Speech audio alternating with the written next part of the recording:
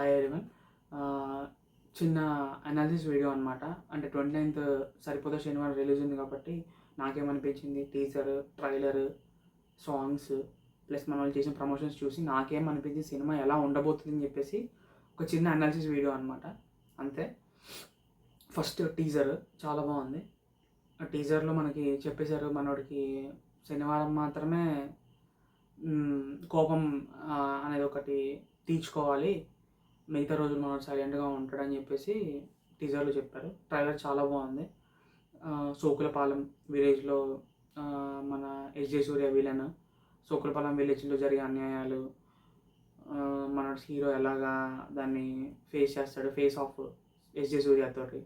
SJ సూర్య చూస్తే చాలా కఠినంగా ఉన్నాడు మనోడు సినిమాలో. క్రూవెల్ పోలీస్ ఆఫీసర్ అనమాట. సో కాన్ఫ్లిక్ట్ ఇద్దరి మధ్యలో.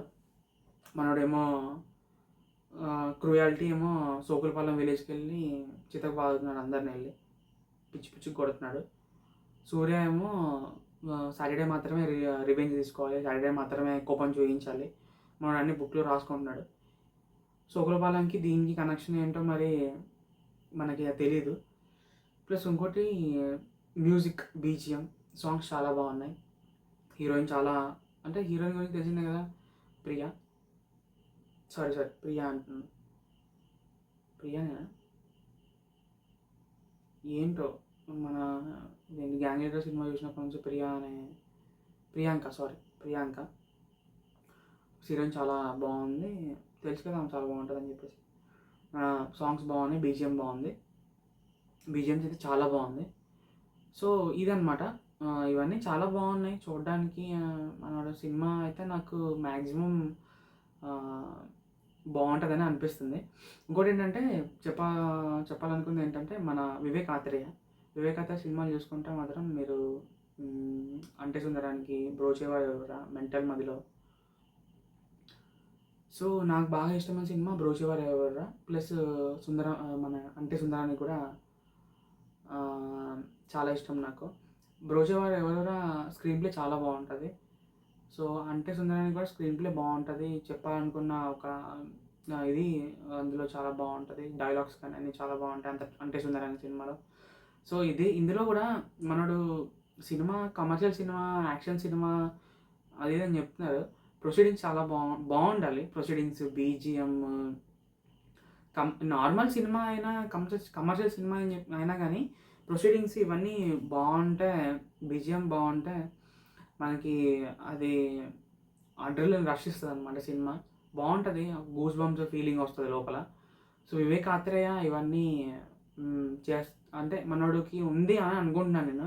ఎందుకంటే నార్మల్ క్లాసిక్ మూవీస్లోనే స్క్రీన్ ప్లేతో అంత బాగా చూపించాడంటే, ఇందులో కూడా నాకు తెలిసి ఇంత మాస్ సినిమా, యాక్షన్ సినిమా ఇవన్నీ చేస్తున్నాడు కాబట్టి, ఇంత సినిమా చేస్తున్నాడు కాబట్టి దీంట్లో కూడా స్క్రీన్ ప్లే వాడతాడేమో మంచిగా.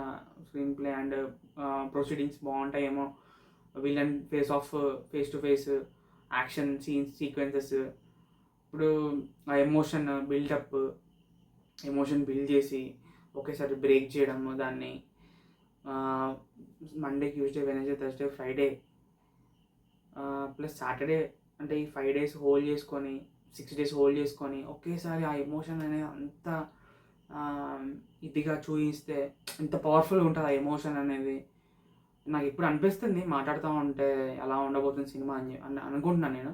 అంటే అన్నాడు అనమాట ఒక ఇంటర్వ్యూలో, నాని అన్నాడు అనమాట.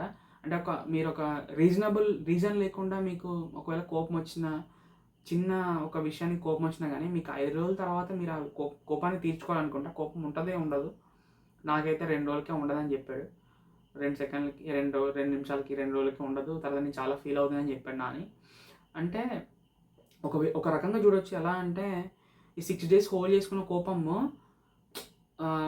ఒకవేళ అది చిన్న కోపం అయిందనుకోండి, నార్మల్ కోపం అయిందనుకో పోద్ది.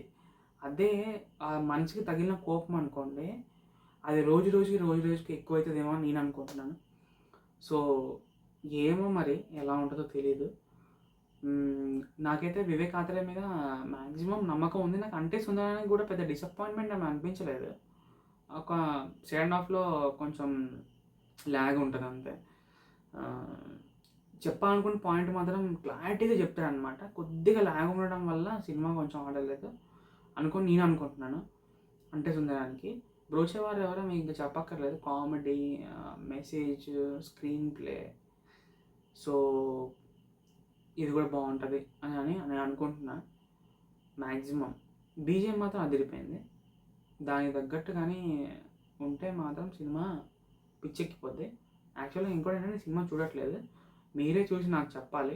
ఒకవేళ నేను చూడట్లేదు కదా, ఈ రివ్యూ అంటే ఇది అనాలిసిస్ మీరు చూసారు కదా, మీకు నచ్చితే మీరు వెళ్ళి చూడండి సినిమా. నేను చెప్పినట్టు ఒకవేళ బాగుంది, నేను చెప్పిన పాయింట్స్ ఏమన్నా బాగున్నాయి అని మీకు అనిపిస్తే వచ్చి కామెంట్ చేయండి.